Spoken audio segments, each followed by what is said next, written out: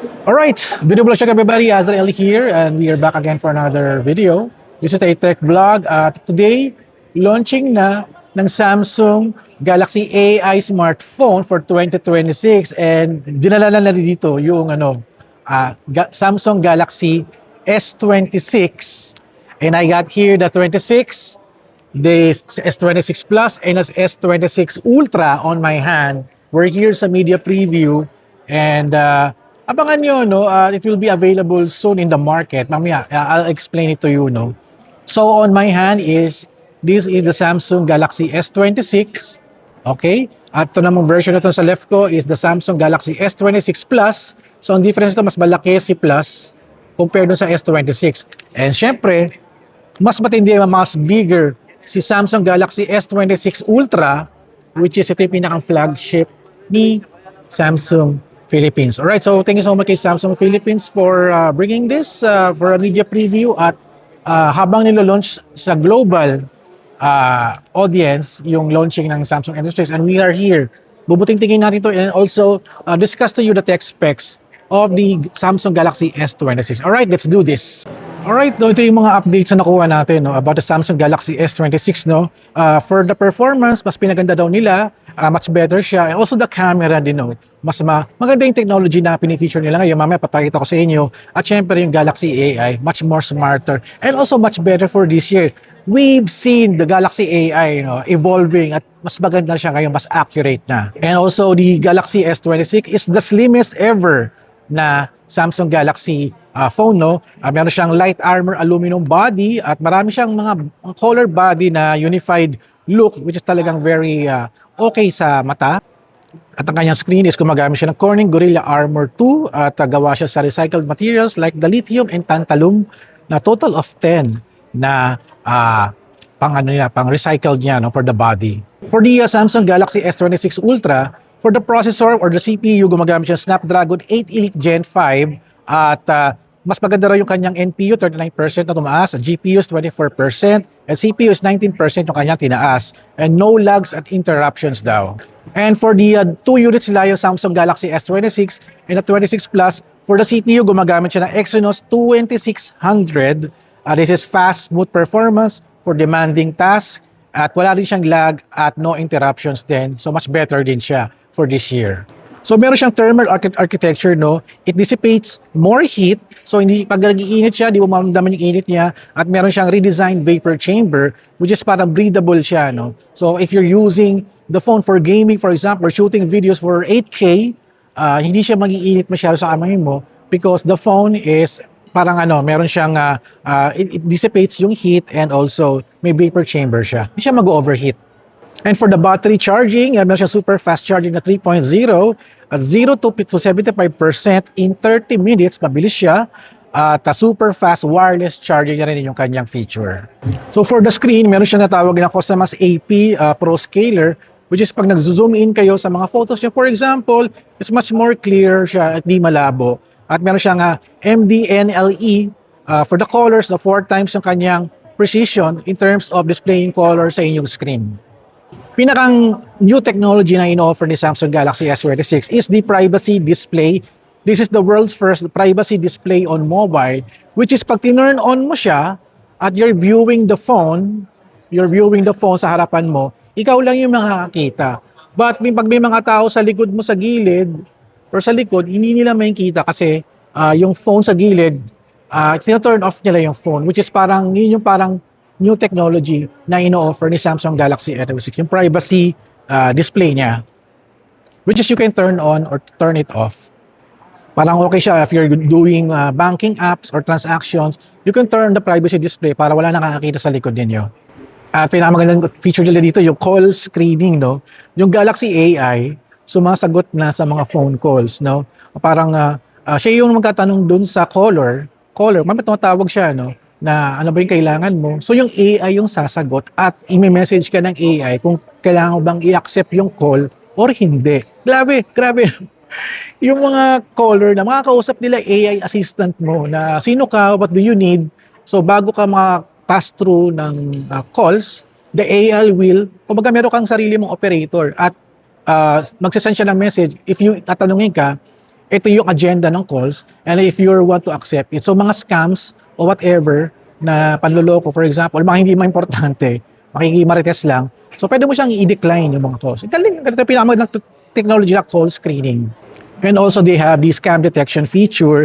It says here, it alerts users in real time during calls. So I guess may mga database no ng mga scams no, yung mga binablock ng mga ibang users. I think baka sa network niya, sa AI niya, it can identify mga SMS and also calls kung talagang na flag siya as spam or scam. So the AI will do its thing to block it automatically. And also, syempre, security, pag sabi ng security, Samsung talaga yung pinakamatindi dito because of its Knox Vault, and also meron siyang app-by-app settings, privacy alert, tsaka private album, which is yung mga private album. For example, may mga pictures ka or document na digital na kailangan mong itago sa album mo, you can create a privacy album para meron kang isang collection sa mga may mga sensitive informations, no? O, pwedeng pictures ng mga crush mo, for example. Mga gano'n, ayaw mo lang itago, gusto mo lang siyang itago, pwede yun. At one of the best features sa camera nila is it is the brightest ever na camera niya. At meron siyang brighter aperture, tsaka smart image processing. For the camera specs, they're featuring the 200 megapixel rear camera at 50 megapixel. So parang dual camera pinakita rito, but this is the parang dalawang main camera niya for the Samsung Galaxy S26. They are also featuring the nightography. Para siya night photography, no? Kanina nag-demo kami dito. Pag nasa madilim kang area, may kaunting ilaw, pag nag-video ka, sa ibang phones lalabas, madilim. Pero sa Samsung Galaxy, tinesting namin, kitang-kita ako dun sa video. So yun yung pinakamaganda nyo. You can do it in taking photos and also video. Parang ito yung pinakamagandang performance na camera ni Samsung Galaxy S26. And yun nga, it can shoot up to 8K 30 FPS at meron siyang tawag siyang Professional Video Creation APV. So talagang pinapakita nila walang lossless of resolution if you're still editing it or kumbaga creating video with it. Also taking selfie is okay din at meron siyang enhanced AI ISP and object-aware engine and taking photos. So, binabalance niya yung color na skin tones ng mga ka-selfie ninyo, for example. So, para hindi kayo magmumukhang yung isang part ng katabi nyo sa selfie is masyado maliwanag o medyo madilim. So, na-enhance niya parehas. And also, they have the photo assist. Ito yung parang photo AI engine niya. You can use the Galaxy AI in, modifying your photos. For example, using the AI, makakapag-create ka ng yung image. For example, yung slice of cake, pwede mong gawing buo, or yung slice of cake, pwede mo lagyan ng ibang decoration, parang ganon. And also they have the Creative Studio, which is you can create or generate your own images and also use it as your own emoji. Pwede mo siyang ilipat sa phone nyo and automatically, one click, meron ka ng your customized emoji. One of the best feature dito, yung kanya tawag na audio eraser. Audio eraser, no? If you're, kumbaga, watching a video on YouTube, for example, pwede mong turn on yung audio eraser at kaya niya eliminate yung mga unwanted noises like mga crowd cheers, for example, and other noise doon sa video. Siguro it will still work, no, if you're having your own video, no, na nagre-record ka, for example, you need to watch it and listen to some important information. You can turn on the audio eraser to eliminate in real time yung audio na maingay doon sa video. For example, kanina nag-demo, no, WWE, so the crowd cheer is very noisy. Habang nagsasalita, may crowd cheer. So yung crowd cheer na wala. Yung WWE star nagsasalita, rinig na rinig namin in clear audio. And also, feature dito yung kanilang Now Brief, pinaganda. Yung Now Nudge na rin din, pinaganda, which is parang your AI assistants, knowing ano ba yung magiging schedule mo, for example, ano yung mga mangyayari in the later afternoon. And also the secret to search, mas better na rin din. At meron silang Finder, no? Finder option, which is it can search your entire phone or documents or email mo for certain information. Para example kanina, meron kang flight, for example, you can ask the Galaxy AI sa Finder na ano ba yung terminal mo, imbis na magmutingting ka ng mga documents mo, yung AI na maghahalongkat ng gamit mo sa inyong mga folders, sa emails nyo, at doon malalaman yung information na kinakailangan mo. Ganun kaganda yung AI nila ngayon. Talagang assistant talaga. And also scan document, mas pinaganda nila kahit may color yung document, maganda yung pagka-scan. And also the screenshot is you can create the screenshots sa kanyang library. Sa library na you can, for example, screenshot mo more about photos of cats, for example.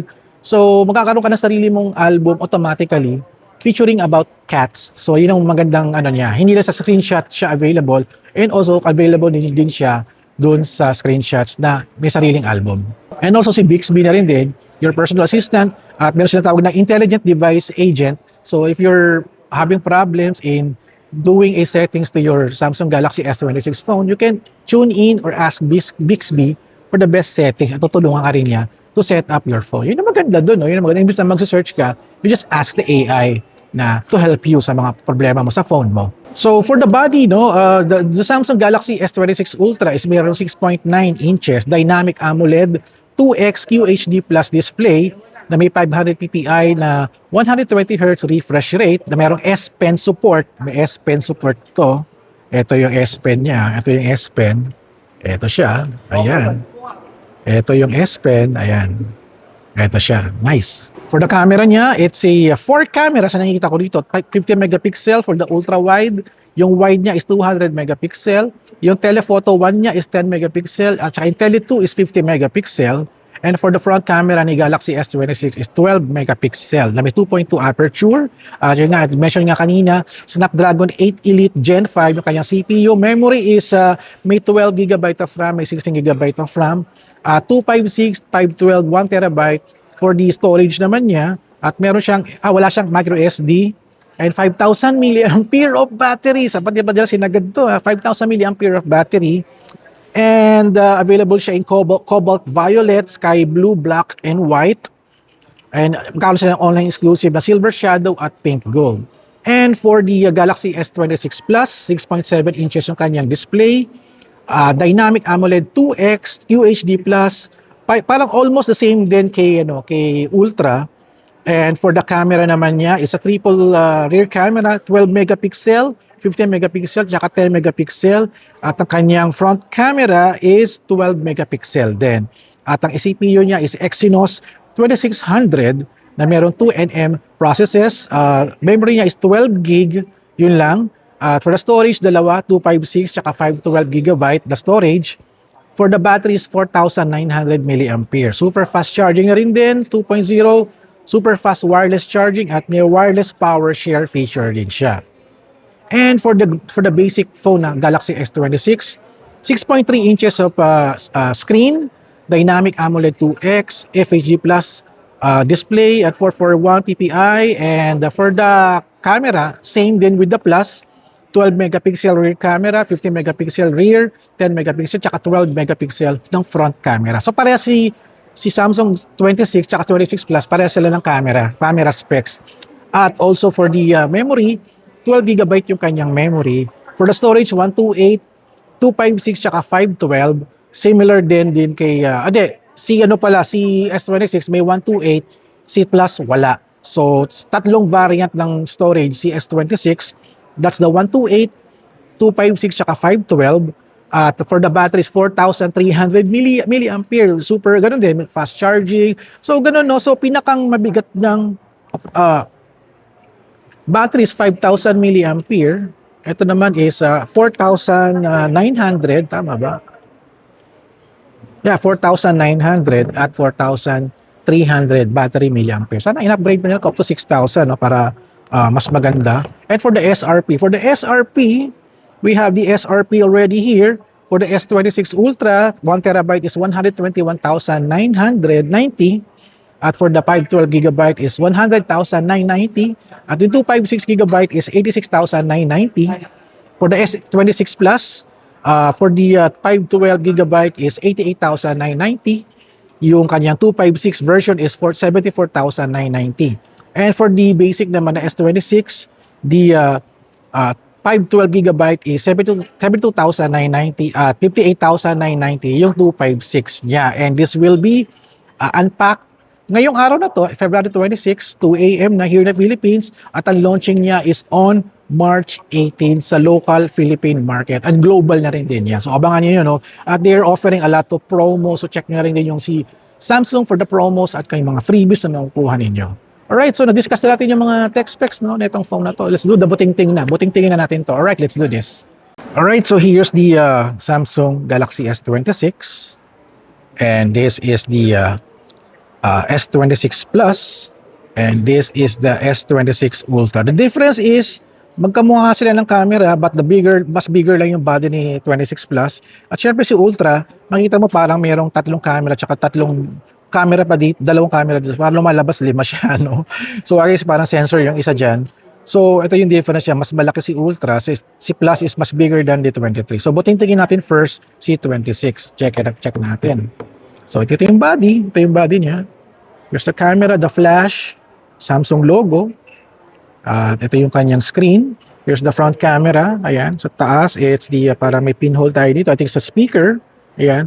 Side is very clean. Parang ang gaan nito. Ang gaan nitong S26. Type-C port. May speaker grill dito. At SIM tray dito. Right side is the volume tsaka yung power. So, operate mo lang to is turn on the power. So, ito siya. Isin natin yung brightness para makita ninyo. Ayan. Ay, masyado maliwanag pala. Labuan natin. Ayan. Masyado kasi maliwanag dito eh. Ayan. Labuan natin ng konti. Ayan. Kita nyo na? Ayan. Alright. So, the screen is very nice. Ganda. Super fast. Abay, lumalabas na. Ano ba naman yan? Yung influencer na yon. Ganda. Very, very fast and versus 120 Hz refresh rate, no? Ganda. For the options niya, here. Alright. Camera.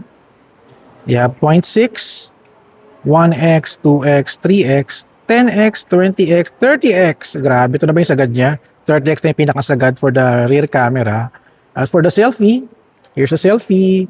At may wide din siya. Ayan, may wide. Hello. Ayan. For the video niya mode is 0.6, 1x, 2x, 3x, 10, hanggang 15x lang ang kanyang video. And for the selfie, eto, wala siyang wide lens for the selfie.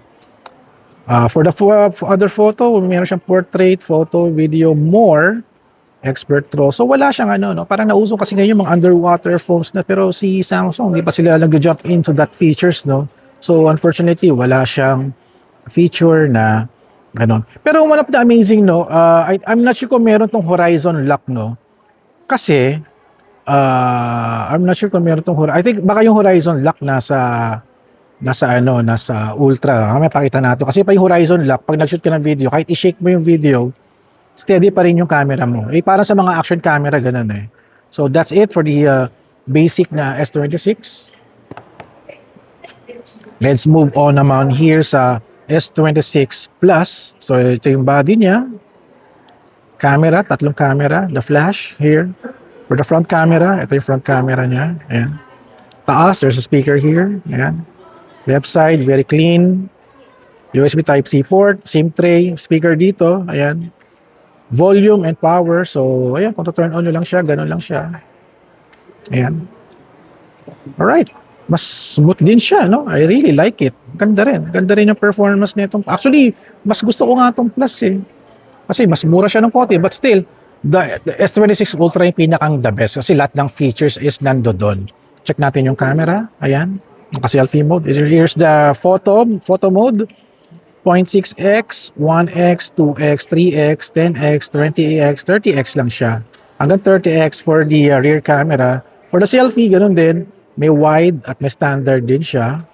And for the video mode, meron siyang 0.6x, 1x, 2x, 3x, 10x, 10x, tsaka 15x. Ayan, yan todo niya. Kasi pang concert pa rin dito, kayang-kaya pa rin niya, no? For the video, basic lang siya. Ayan. At still, almost the same din kay S26. Portrait, photo, video, and more. So, ito lang yung makukuha ninyo. I can add some more, no? Wala na. Hindi na makakapag-add. Can shoot up to, video is you can shoot up to 8K 30 FPS. Ayan. Si Samsung S26 Basics, I guess it's din, parehas din siya. Lahat siya is 8K, no? Subukan nga natin. Tanggalin yung HDR. 8K din, 30 FPS. Parehas din sila. Lahat sila may 8K. Grabe, 8K na tayo, no? Antin niya. So, this is the S26 Plus. Hindi pa. And here's the Samsung Galaxy S26 Ultra. Ito yung pinakamatindi, no? Ito yung pinakamatindi dito, no? So, check natin. Laki. Pero mas maganda siya, no? Mas magaan na siya. Naramdaman ko kasi sa S25, mabigat eh. Tsaka yung 24.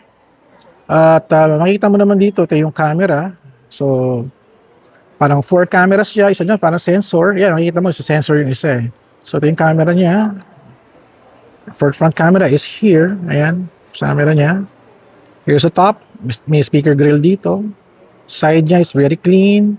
May S Pen. Ito yung S Pen niya. Here's the S Pen. Ayan, ito yung S Pen. Ayan, ang ganda nito. Grabe. Subukan nga natin. Uy, ganda. Grabe. Woo, grabe. Ang ganda. And here's the speaker grill dito. Sa left side yung speaker grill niya. Type-C port. SIM tray. SIM tray niya sa kabila din. Baliktad, no? Volume, tsaka yung power niya. So, operate it. It's like this. Ayan. Focus natin. Ayan. Okay. Masyadong maliwanag yata. No? Ayusin natin. Maliwanag. Masyadong maliwanag. Ayan. Adaptive. Meron siyang adaptive brightness. Ayan. Ganda. Ganda na ito. Mas magaan siya, no? It feels like yung parang body ng A17. Oh, kasi yung A17 parang ganito rin. Eh. Very lightweight. Ito rin very lightweight na rin. Ganda, grabe. At for the photo, uy, grabe to. Ito yung pang-concert level na eh, no? Pang-concert photography. There's 0.6x, 1x, 2x, 3x, 5x, 10x, 30x, to 100x, grabe. To the moon and back, di ba? 10 din ito. For the selfie, ayun, ganun din. Meron siyang standard and also the wide lens. For the video, ito yung pinaka-favorite ko dito, yung video mode niya. Pang-concert, talagang maganda talaga. The best talaga ang Samsung pagdating sa concert. Lalo na pag naka S26 ka. This is 0.6x, 1x, 5x for the video.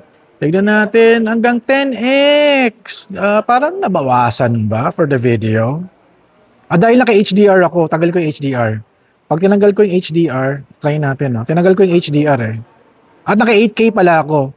Gawin kong 1080p lang. Yan, 1080p, naka-activate na. At 0.6, 1x, 2x, 3x, 5x, 10x, hanggang 25x sagad niya for concert photography. Or video pala, video sa concert, no? The best pa rin talaga tong si Samsung. And for the selfie, ganun din, wala siyang wide, standard lang. Pa ba? Portrait, meron siya, photo, video, more, it's still the same na rin din. And gusto kong buting-tingin, no, paano i-activate yung, ito yung privacy display nandito pala sa menu. So, privacy display, click mo to, turn on mo to, ayan, kunyari ito, no, naka-turn on na. Ito yung binabasa mo na, no. Pag tinagilid mo siyang ganun, mawawala siya. Pero pag tinanggal ko, ayan, no, nawawala. Para may something dun sa screen, eh. Para siyang may blinds. So, pag yung tao nagbabasa dito, ito ako, na sumisilip sa phone, hindi mo makikita yung information, di ba? But, pag tinurn off ko to, turn off ko na, no? Tagilid ko, ayun, kita nyo pa, di ba? Kita nyo pa, no? Pag in-on ko, on, tagilid ko, di mo na makikita, naka-off na siya. Ganun kaganda. Ito yung parang bagong feature na pinapauso ni Samsung, na talagang very astig, no? So, ayan, nabuting-tingnan natin, no? And, I'll end on my video, guys, kasi, nagugutom na ako, gusto ko nang kumain at gusto ko nang tapusin itong video ko. So abangan nyo, no? Sa March na ang availability nito in the market. You can now pre-order sa samsung.com.ph. Also check nyo yung mga Samsung store for the promos din, tsaka doon na rin kayo mag-pre-order. Alright, I'll end on my video. We're still here sa media preview ni Samsung Philippines. Thank you so much for getting me again to feature your phones. The S26, the S26 Plus, and the S26 Ultra. So sana magkaroon tayo ng review unit. I want to go back to the S26 kasi maliit. Pero syempre the best feature is also here. And by the way, no, yung privacy niya, wala siyang privacy dito kay S26, no? Ba't ganon? Yun na hindi ko na-check eh. Hindi siya available kay S26, pero kay Plus ba available ba? Wala. So, the privacy feature na sa S26 Ultra. Ayun, nalaman na rin din natin. Correct me if I'm wrong, kasi preview pa naman tayo. Hindi ko masyado nabuting-ting, but I will ask questions kung ganun ba talaga yung feature nila. Alright, so this is it, guys. Samsung Galaxy S26 is now here in the Philippines. So, thank you guys for watching. So don't forget to subscribe, like, and comment. And I'll see you guys at the next video vlog adventure. Thank you, Samsung Philippines. At kita-kita tayo sa next video. Alright.